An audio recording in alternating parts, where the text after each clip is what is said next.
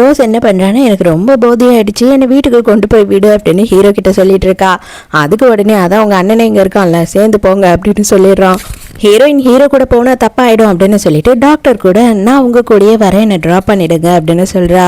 நானும் இன்னைக்கு கார் எடுத்துட்டு வரல, அதனால நானுமே உங்க கூடயே வரேன் அப்படின்னு சொல்லி ஹீரோவுமே டாக்டர் கார்லயே போறான். அப்பதான் டாக்டர் என்ன கேட்கிறாருன்னா, நீ உன்னோட சர்ஜரி வேண்டாம் அப்படின்னு சொல்லிட்டேன்னு கேள்விப்பட்டேன், எதுக்காக அந்த மாதிரி ஒருத்தனை நம்பி இந்த பிள்ளையெல்லாம் பெத்துக்காத அப்படி இப்படின்னு சொல்லி பாய் ஃப்ரெண்டை அசிங்கமா திட்டுறாரு. இல்லை அவர் ரெஸ்பான்சிபிலிட்டி எடுத்துக்கிறேன்னு சொல்லிட்டாரு அப்படின்னு சொல்லும் போது ஹீரோக்கு கோவம் வருது. இது பாரு, அதெல்லாம் அவளோட பர்சனல் லைஃப், நீ ஏன் தலையிடுற அப்படின்னு கேட்கும் போது நான் என்னடா பண்றது, அநியாயம் எங்க நடந்தாலும் என்னால பொறுத்துக்கவே முடியல, நான் ஒரு சூப்பர் ஹீரோ மாதிரி அப்படின்னு இவர் சொல்லிட்டு இருக்காரு. நைட்டு வீட்டுக்கு ஹீரோயின் வந்த உடனேயே அவ என்ன சொல்றானா, டாக்டர் திட்டினாருன்னு சொல்லிட்டு தப்பா நினைச்சுக்காதீங்க, உங்களை பத்தி என்னால அவர்கிட்ட சொல்ல முடியல அப்படின்னு சொல்லி சாரி கேட்குறா. உண்மையாவே நான் கோவமா தான் இருக்கேன் அப்படின்னு சொல்லிட்டு ஹீரோயினை கிஸ் பண்ண போறான்.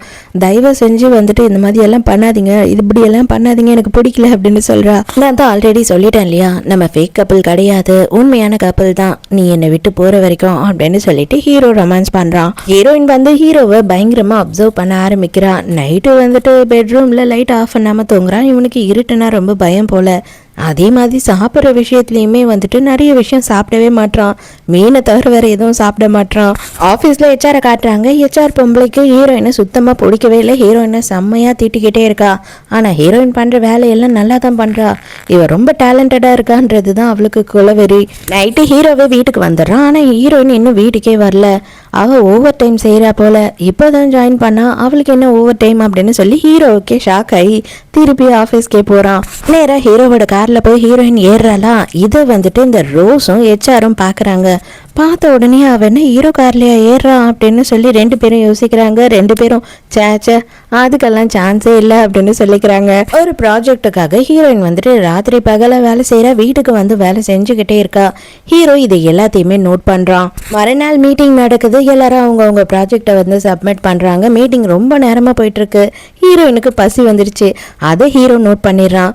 எல்லாருக்கும் எதுனா ஸ்நாக்ஸ் கொண்டு வாங்க அப்படின்னு சொல்லும் போது எல்லாருக்கும் தந்துடுறாங்க. பட் ஆனா ஹீரோயின் கிட்ட வரும்போது காலி ஆயிடுச்சு அப்படின்னு சொல்லிடுறாங்க. இதை பார்த்த ஹீரோ செமையா கடுப்பாகி, நம்ம ரோஸு தான் எல்லாத்துக்கும் இன்சார்ஜ், அவளை பிடிச்சி செம்ம ரைடு விடுறான். இத்தனை பேர் மீட்டிங்க்கு வருவோன்னு தெரியும், அதை எப்படி நீ குறைவா வாங்கி வைப்ப அப்படின்னு சொல்லி கத்துன்னு கத்துறான்.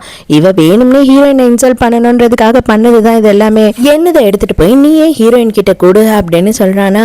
அவளும் வேற வழியே இல்லாம எடுத்துட்டு போய் கொடுத்து சாரி சொல்றா. டானுக்கு இதெல்லாம் பார்க்கும் போது தங்கச்சிக்காக வருத்தப்படுறதா ஹீரோயினுக்காக சந்தோஷப்படுறதான்னு குழப்பமா